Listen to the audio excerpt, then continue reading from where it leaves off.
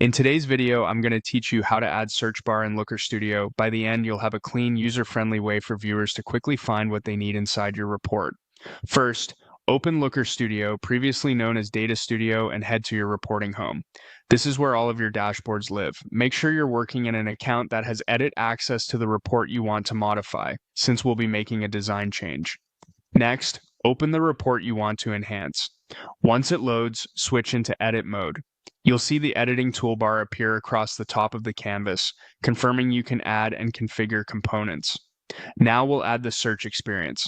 From the top toolbar, choose Add a Control. Controls are interactive elements that let users filter and explore data. From the control options, select Drop-Down List. This particular control includes a built-in search box, which makes it perfect for creating a simple, intuitive search bar for your audience.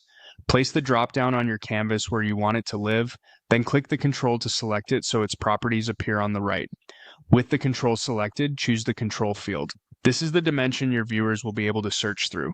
Pick the field that best matches how people think about your data. Common choices include product name, page title, campaign, country, or any categorical dimension with meaningful labels. If the list is long, that's actually ideal because the built-in search will help users jump straight to what they need instead of scrolling.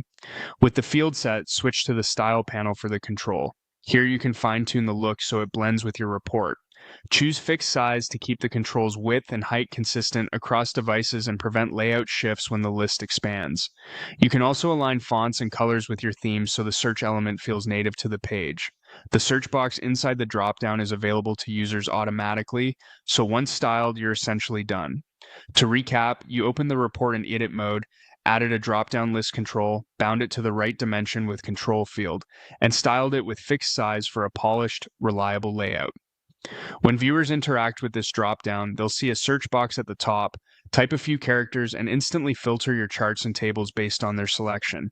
That's all it takes to add a clean, effective search bar in Looker Studio.